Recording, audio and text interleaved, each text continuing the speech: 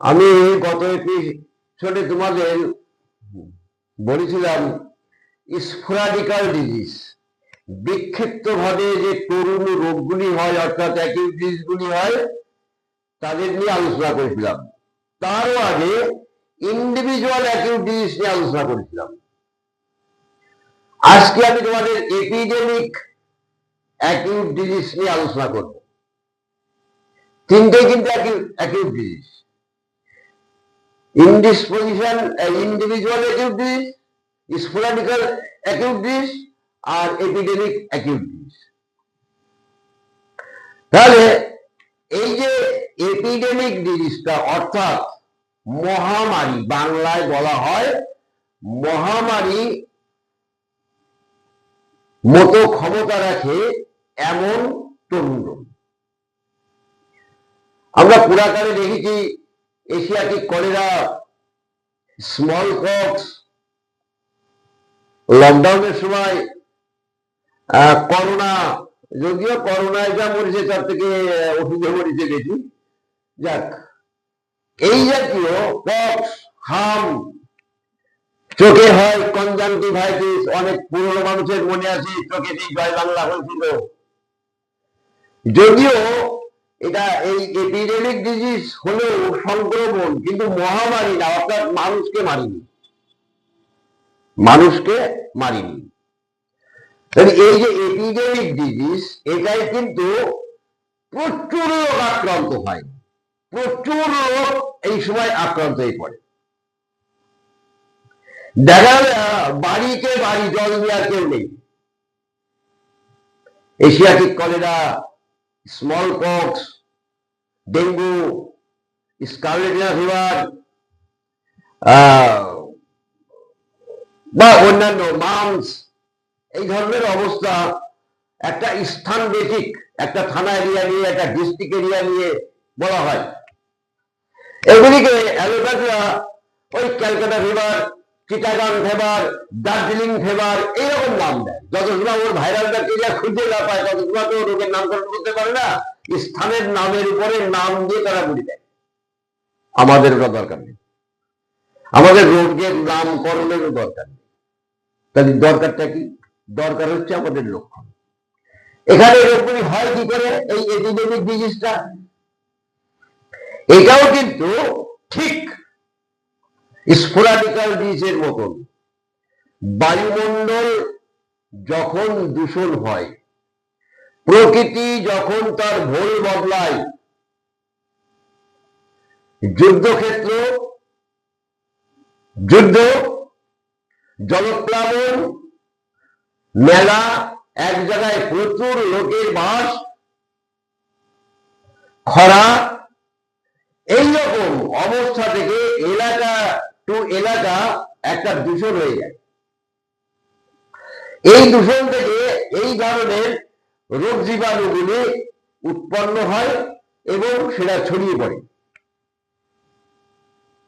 আর সাথে তো সাহায্য করছে বায়ুমণ্ডল, আবহাওয়া, প্রকৃতি, ছড়িয়ে পড়ে। তখন দেখা যায় বিস্তীর্ণ লোক, ও বাড়িতে 7 জন লোক তার 4 জনের পক্স, ও বাড়িতে 5 জন লোক তার 2 জনের পক্স, এইরকম ব্যাপকভাবে দেখা গেল পক্স দ্বারা আক্রান্ত হচ্ছে। বোঝা দরকার যে ওই শ্বাসে একটু কষ্ট হচ্ছে, মুখে স্বাদ লাগছে না, আর করোনা হচ্ছে, আর ওই রক্ত পরীক্ষা করেও করোনা, রক্ত পরীক্ষা না করেও করোনা। আমি কিন্তু ওই জাতের শিক্ষা তোমাদের দিচ্ছি না, তোমরা লক্ষণ দেখে বিচার করবা। তাহলে এই যে সংক্রামক বা মহামারী বা প্রচুর লোক আক্রান্ত হওয়ার মতন যে রোগগুলি সিজনাল হয়, কোনো বছর হয়, কোনো বছর হয় না। তবে একটা মজা আছে, এই স্পোরাডিক্যাল ডিজিজ বা এপিডেমিক ডিজিজ, এই রোগ যখন হয় তখন তোমরা খেয়াল করবে প্রত্যেকবার, যেমন আমাদের ইনফ্লুয়েঞ্জা হয়, ইনফ্লুয়েঞ্জায় কিন্তু প্রত্যেক বছর লক্ষণগুলি একই রকম থাকে না। আবহাওয়ার অনুসারে পরিবর্তন হয়। আর সায়েন্স বলছে ব্যাকটেরিয়াগুলির দৈহিক পরিবর্তন ঘটে, তাদের স্বভাবগুলি চেঞ্জ হয়। যাক, বলবো আমরা ব্যাকটেরিয়া ভাইরাস মারামারির জন্য আমরা যাচ্ছি না। আমরা ওষুধ দিয়ে রুগীকে ট্রিটমেন্ট করব। এইবার এই যে রুগীগুলি ট্রিটমেন্ট করার একটা খুব সুবিধা আছে, দারুণ সুবিধা। কি সুবিধা? তুমি সাধারণত দুটো মেডিসিনের মধ্যে ভ্যারিয়েশন করতে পারবা, খুব বেশি হলে দুটো। যখন এই সংক্রামক রোগ, এপিডেমিক ডিজিজ আমাদের এলাকাতে ঠিক ডিস্ট্রিক্ট ওয়াইজ, থানা ওয়াইজ যখন ছড়িয়ে পড়বে, তখন লক্ষ্য করতে পারবা বেশিরভাগ পেশেন্টরা দুটো মধ্যে যে কোনো একটা মেডিসিনের লক্ষণ প্রকাশ করছে। কেউ জেলসিনিয়াম, কেউ ব্লেডনা, কেউ রাস্টক্স, কেউ ব্রাইনিয়া, কেউ অ্যাকোনাইট, কেউ ব্লেডনা, কেউ পালসেটলা, সব ছোট ছোট মেডিসিন। এই জাতীয় শর্ট অ্যাক্টিভ মেডিসিনের সিমটম সাধারণত তাদের দেহে প্রকাশ হচ্ছে।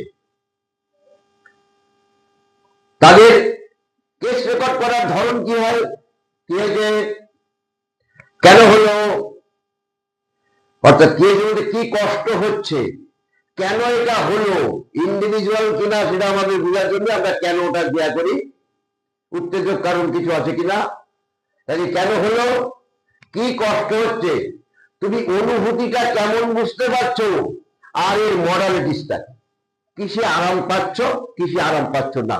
এই চারটে কথা জানতে পারলে আমরা কোন রোগ ট্রিটমেন্ট করতে পারি।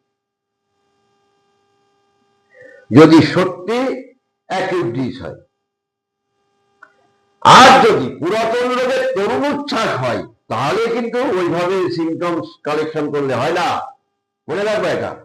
এই এপিডেমিক ডিজিজটা কি হচ্ছে, কেন হয় বললাম, প্রচুর লোক আক্রান্ত হয় বললাম, যে লোকগুলি আক্রান্ত হোক না কেন তাদের মধ্যে সাধারণত দুটো ওষুধ নিয়ে, যে কোনো একটা ওষুধ তাদের দেহে প্রয়োজন হয়। আর বললাম এদের ম্যানেজমেন্টটা কেমন হবে, ঠিক স্পোরাডিক্যাল ডিজিজেস যেমন আমি ম্যানেজমেন্ট বলছি, তেমন রুগীর ম্যানেজমেন্টের খাদ্য খাবারের নাম হচ্ছে পথ্য। রুগীর সহ্য অনুযায়ী খাবে, সহজ পাচ্য খাবে, স্বল্প আহার করবে, রেস্ট করবে। রোগ অনুযায়ী চিকিৎসক যেমন যেমন নির্দেশ করবে, তেমন তেমন বাধ্যতা মূলকভাবে রুগীর পালন করা কর্তব্য, রুগীকে সেটা বুঝিয়ে দিতে হবে। আর যে মেডিসিনটা চয়েস হবে সেই মেডিসিনটা প্রয়োগ করলে, সেই জেমস টালার কেন্টের কথাই ক্যান্সারিসের মধ্যে যেমন বলা হচ্ছে যে ওষুধ দেওয়ার পরে রুগী বুঝতে পারবে দ্রুত ভাবে সে শান্তি অনুভব করছে, তাই তো? তাহলে লক্ষণ কি হবে, কেন হলো, এক, কি কষ্ট হচ্ছে, অনুভূতি গুলি কেমন বুঝতে পারছো, আপনার হেয়ার বৃদ্ধি কোনটায়, কিসে, কখন, কোন সময় ভালো লাগছে, জার্নালিস্টরা এখানে লাগাতে হবে সময়, উত্তাপ আবহাওয়া, বাইরের প্রভাবের প্রতিক্রিয়া, অঙ্গভঙ্গি, কোন অবস্থায় ভালো লাগছে।